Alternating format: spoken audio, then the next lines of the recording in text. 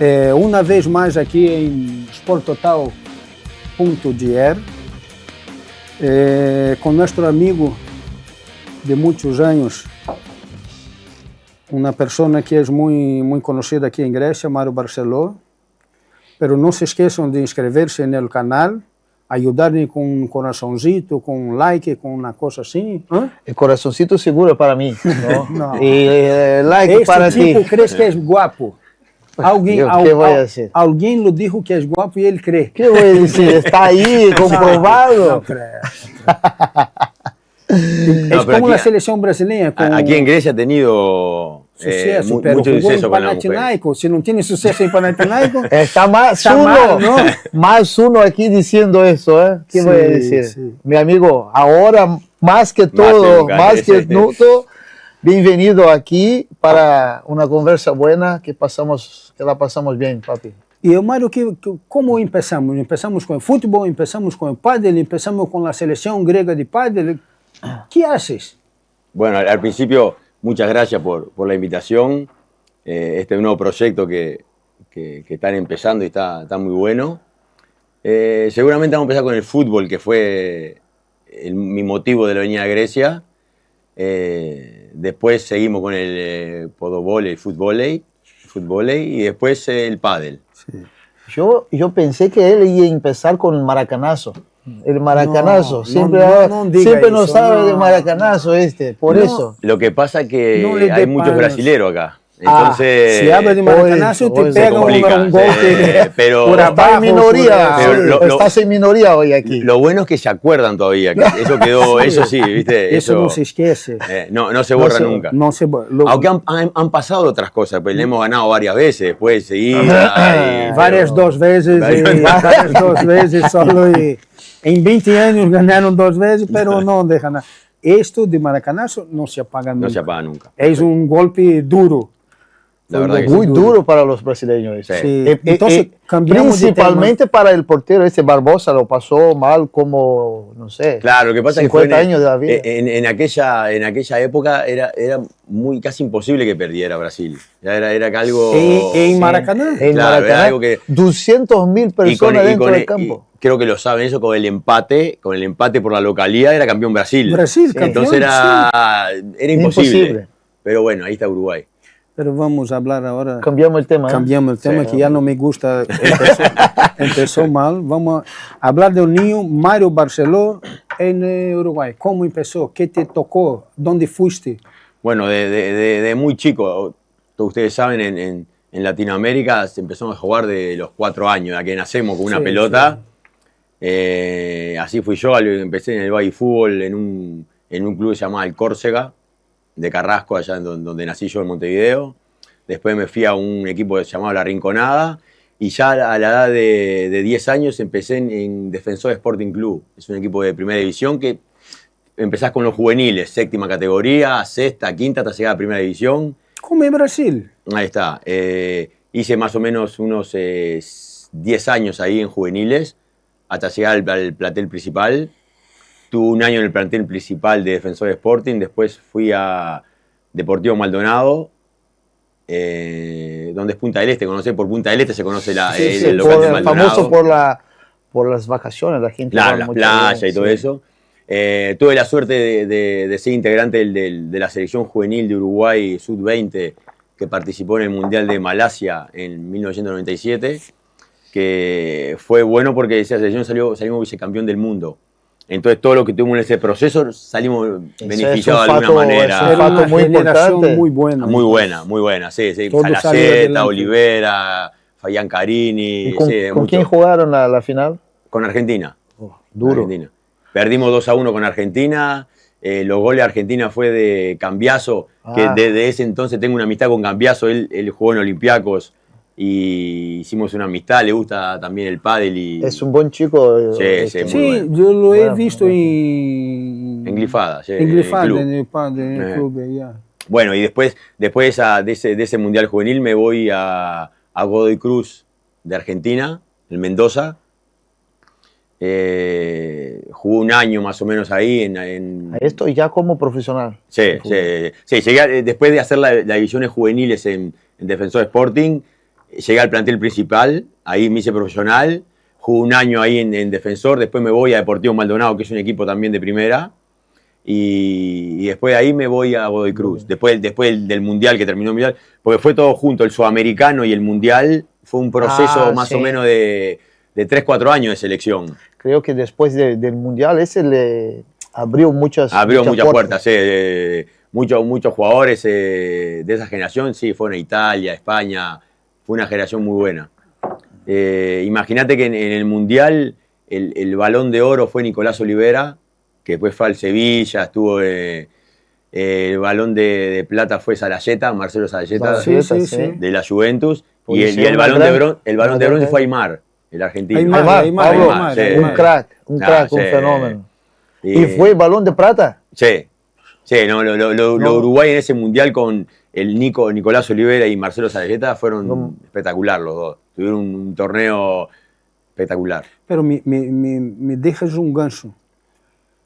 Uruguay es una población de 3 millones y medio.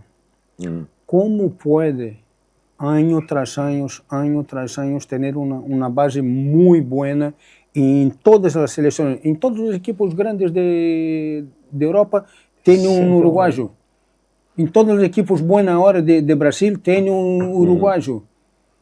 Todos los equipos buenos de Argentina, sí, es algo que no se puede. La producción de jugadores no para. Viven mucho la pelota ahí cuando como niño o tienen una organización buena, los equipos son organizados, tiene un investimento financiero también o no. Sí, bueno, el fútbol uruguayo por ser una población tan chica y tener tanto, hay mucho problema económico. Entonces la salvación de todos los equipos es poder vender jugadores.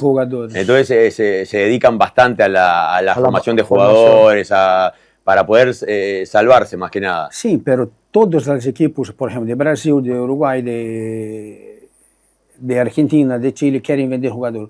Pero ¿cómo hacen ustedes para tener tan buenos jugadores? ¿Cómo hacen? Sí, es buena la base, la cantera, como dicen ustedes. La cantera, sí. Bueno, empezamos de muy chico, hay algo que es inexplicable, sí. Cuando sos 3 millones de habitantes, nada más en Uruguay, y tenés...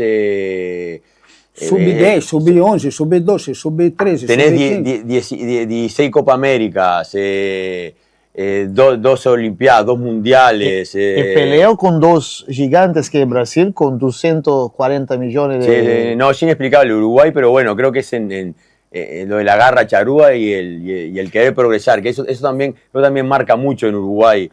Y ya viene en el sangre del uruguayo. Seguramente viene en la sangre. Ya tiene una pelotita aquí que circula.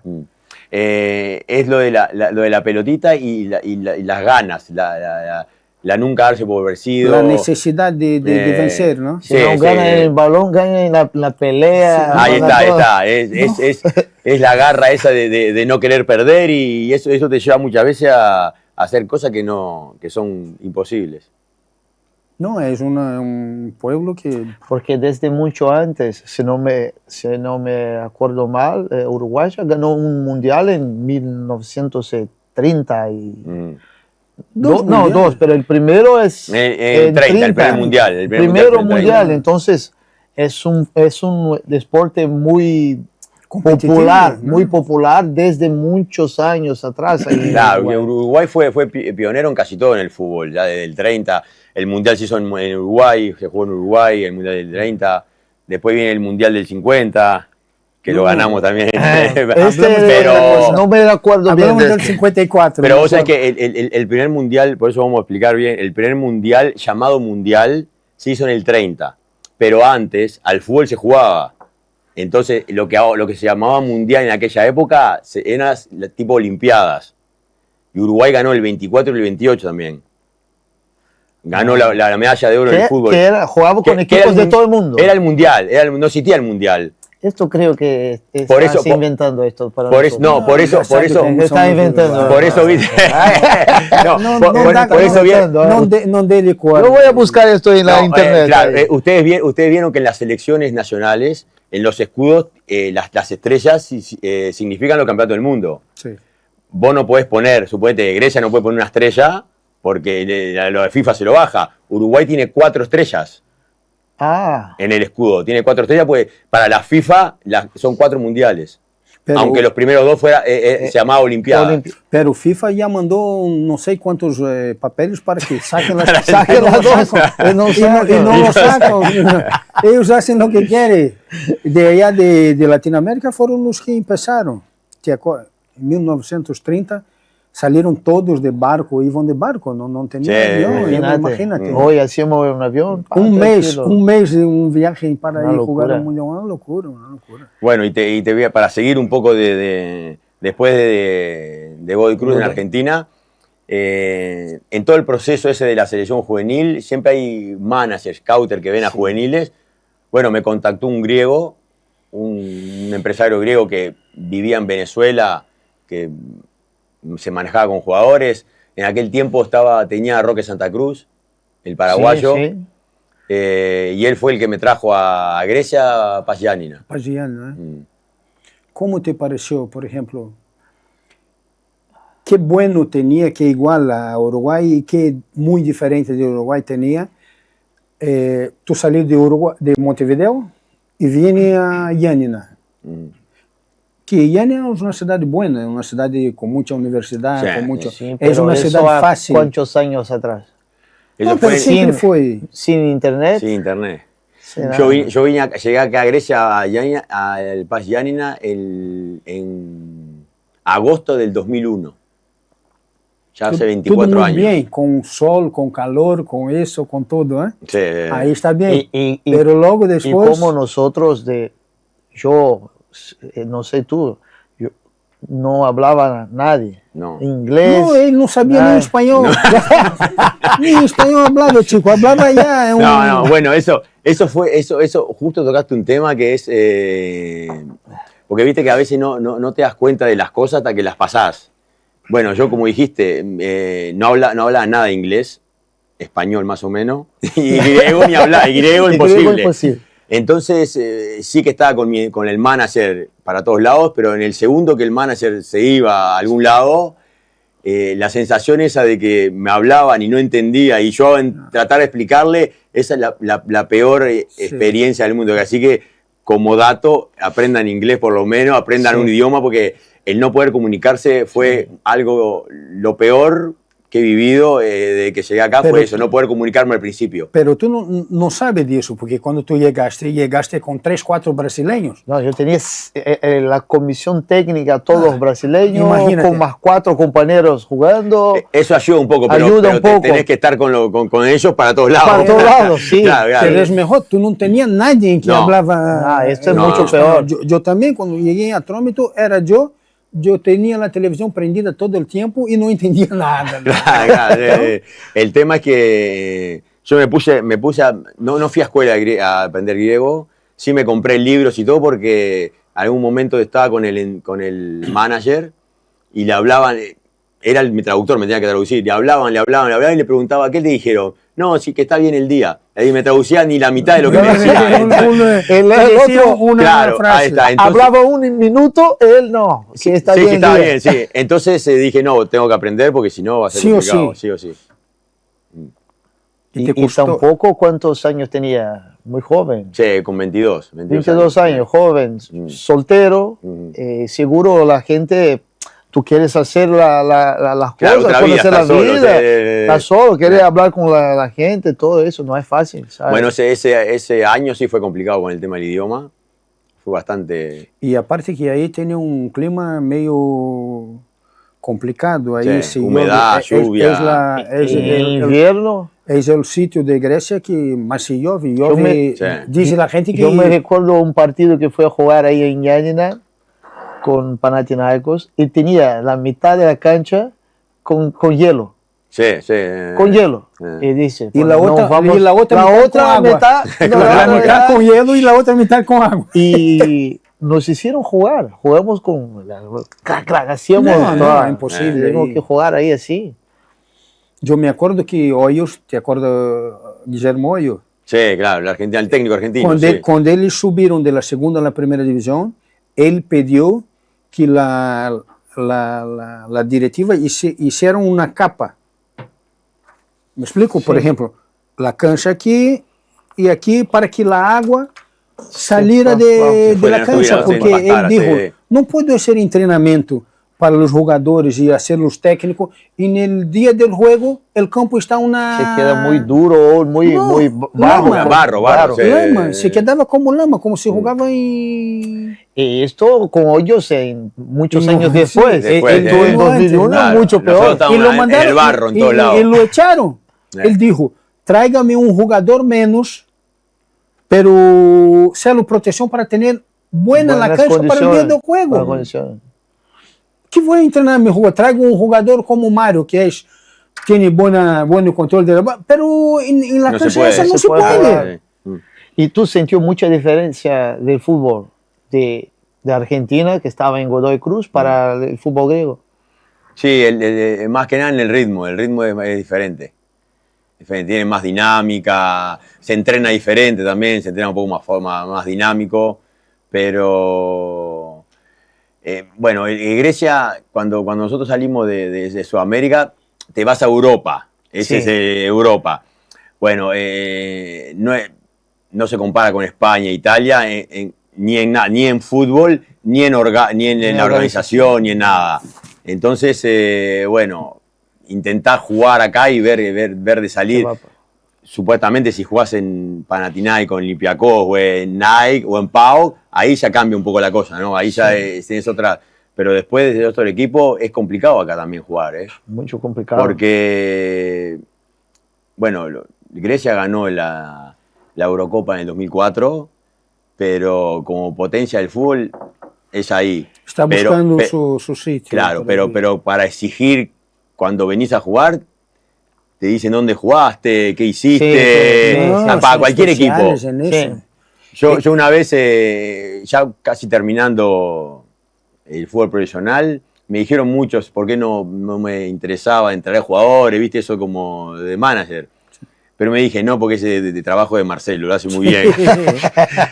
y después, no, porque yo sabía que por experiencia, ponele un equipo de tercera división de Grecia, le traes a un jugador de afuera y te preguntan dónde jugó, cuánto gol. Y le digo, ¿dónde quieren que lo traiga de Palmeiras? Claro, yo le digo, esperá, para venir a un equipo de tercera división de Grecia, ¿dónde tiene que jugar? ¿En el Real Madrid? ¿Tiene que haber jugado para venir? No entiendo. Sí. A mí me son muy exigentes con eso. A mí me piden Messi con el precio de... Claro, de Rafael. Y que no cobre nada. Y que pior, que no cobre. Claro, que es bon, bonito y barato. Yo en un momento que hice como, se jugaba al fútbol, pero hice intermediario para que me trajeran un jugador a un equipo de tercera. Y me decían, ¿dónde jugó? Y digo, ¿dónde tiene que jugar para venir? Explícame y te busco. Entonces los griegos son muy exigentes. Son complicados. Son complicados. Y después el fútbol griego también. No creo, son complicados los griegos. Un poquito. No. Y después se complicó el fútbol griego. Han venido jugadores espectaculares y no han podido explotar. No han podido jugar. Como un uruguayo Recoba. También, pasado aquí en Pañoños, claro que... Bueno, él llegó ya terminando, ¿no? Yo pienso que fue muy bien el tiempo que él se quedó. El otro uruguayo que estaba con él estaba mejor, Stoyanov. Él con pelo rubio. Estaba bien, ese estaba bien, pero Recoba no... Pero ha venido más... Pero hay ejemplos más contundentes. Suponete el Loco Abreu. Loco Abreu hizo 4.000 goles en todos lados y acá no podía hacer un gol a nadie. Otro día estábamos hablando aquí con el presidente de Aris en un momento. Y él me dice, no, estuvo bien aquí. Yo dice, no estuve bien en Aris. Claro. No estuvo bien, porque yo jugaba... Nosotros jugábamos no se adaptó al fútbol. Y fue un jugador que hizo 30 goles por año en todo el equipo que fue. En Botafogo es ídolo. Claro, en todo. En México, Dios. Fue a Botafogo es ídolo. Claro, en México, en la selección uruguaya es ídolo. Porque y acá no puedo jugar en Aris. Es un fútbol distinto, creo, principalmente cuando jugás en un equipo de estos pequeño e intermedio que juega contra los grandes. Sí, yo me acuerdo de Bermúdez, el colombiano que vino vino después de Boca a ganar la Copa Intercontinental, de ganar la Real Madrid, ganar todo, y acá no jugaba, era suplente. Pero Bermúdez es una cosa para. Bermúdez es el jugador que en el último partido del Maradona le dio la playera a Bermúdez. Entonces, ojos,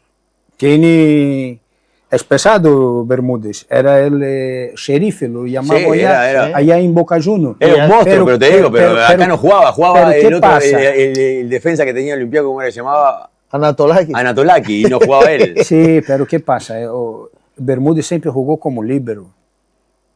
Me explico? Ele estava sobrando, tinha dois zagueiros aqui, e aquilo puseram a andar atrás del delantero. Não estava acostumado. Uma vida inteira jogou de líbero aqui. El Gabi Alves, Tenía toda, Gabriel. El Gabi Alves, pero otro. Vino chiquito aquí. Sí, no, vino en la plenitud. Y en la forma. No jugó nunca. Pero aqui ele agarrou alguns jogadores que lo tapavam, por exemplo. Agarrou a época de Castilho, que estava muito bem, agarrou a época de Giovanni, que estava muito bem, agarrou a época de Alexandris, que estava muito bem. Então ele estava aqui. Alexandris foi um primeiro goleador muitos anos aqui. Tinha Giovanni, logo depois vino o Rivaldo. Tinha outro, Euforico também. Euforico, tinha, pero muito bom jogador que passou por aqui. Me explico?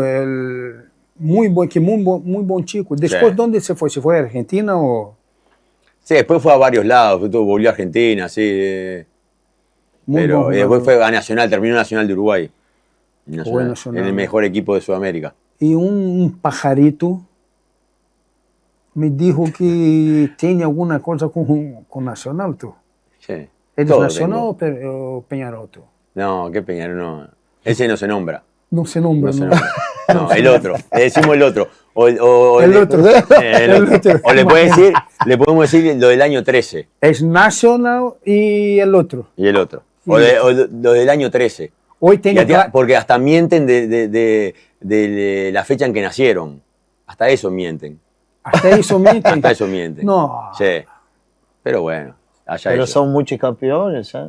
Multicampeones de Libertadores, todo. Sí. Pero nosotros también. Eso es lo único que tiene, eso es lo único que se le puede dar al otro. O mienten también. No, ahí no mienten. Ahí lo único que no mienten y pero es lo único.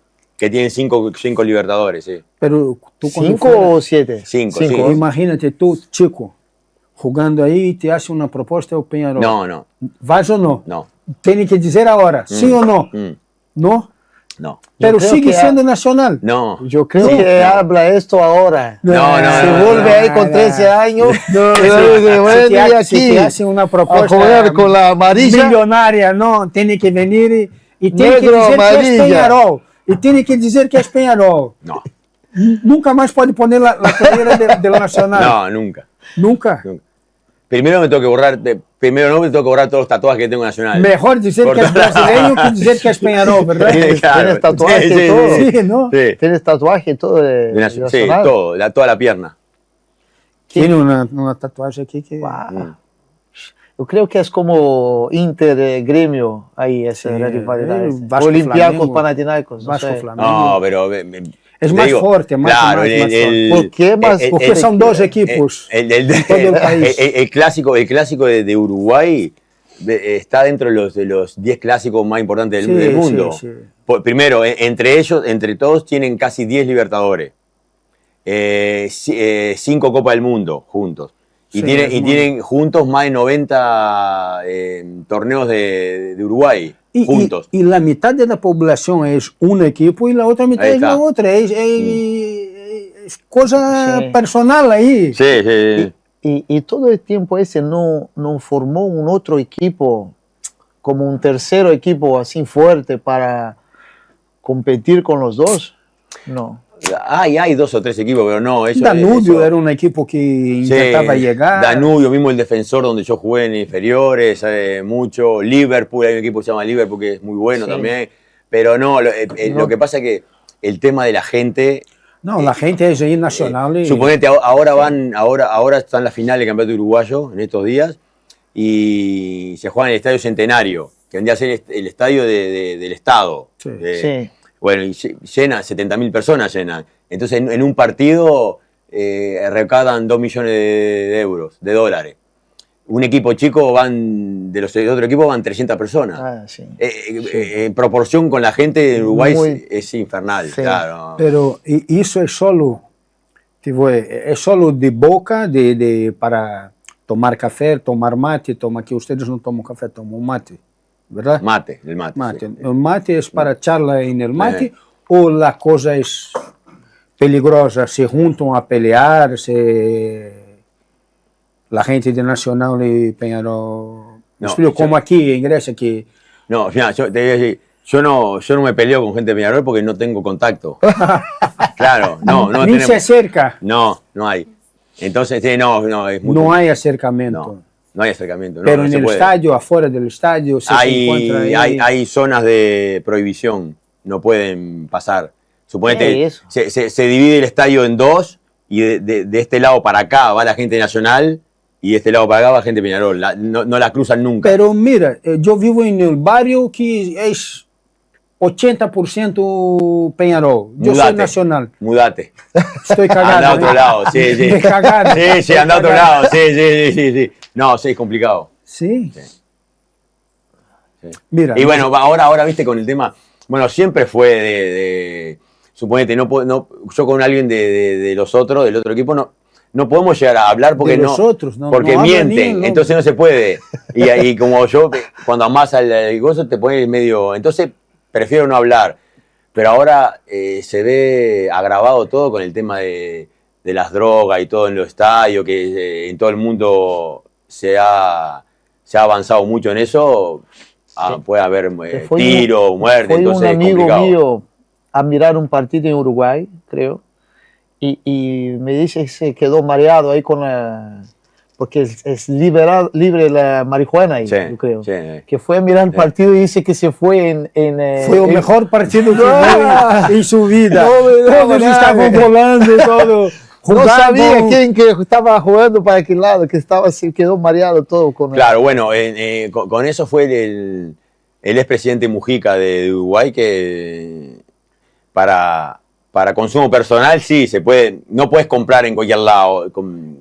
Pero bueno, eso generó de que sí puedan fumar tranquilamente, cortó el narcotráfico porque había mucho de esa cosa, pero sí que puedes encontrar fumando que a cualquiera. Mira, ese Mujica, ¿qué presidente es ese Mujica? Nosotros escuchamos de Brasil, de aquí, de allá, pero los uruguayos lo querían de verdad o era una cosa, un personaje. un personaje? No, lo querían, sí. Hizo muchas cosas. Para la gente pobre ayudó bastante, pero a veces lo que decía la gente de un nivel medio, de que le daba muchos beneficios a la gente pobre al punto de que algunos ya no iban a trabajar porque el Estado los ayudaba. Entonces, ahí está. Pero sí hizo bastantes cosas buenas por Uruguay, sí. Por eso se hizo muy conocido también. Él donaba el 80% del sueldo. Sí, hacía muchas cosas buenas. Yo conozco una historia que él tenía un Fusca. Sí, no cambiaba el auto. Sí, tenía un Fusca de los del primeros, 60, de 60, que valía 2 pesos y que una vez llegó una propuesta de 20.000 euros para venderlo. Y él dijo no que lo no. vendió. Sí. ¿Conoce también esa historia? Sí. Bueno, nunca se fue a la casa ahí a la casa presidencial a vivir tampoco, se quedó en el pueblito de él donde vivía. Se quedó en su casa. Sí. Bueno, pero él ayudaba a los pobres y también vivía como los pobres. Entonces, sí, exacto, en Brasil hace totalmente distinto. Él se quiere ayudar a los pobres, pero anda de Hermes, claro. de private jets. No. Bueno, él es de izquierda y bueno, pero sí. Vive como... Ahí está, como dice. Así, bueno. No como el 90% de lo demás. De Brasil, Las increíble. charlas de él yo he oído muchas y hablaba bien, hablaba cosas que bueno, yo concordo también. Mujica tiene mucha experiencia, pasó dictaduras, pasó momentos críticos de los países, guerra, pasó muchas cosas, entonces estuvo preso también en la época de la dictadura, entonces tiene mucha experiencia. Tiene cancha, ¿eh? Ahí está.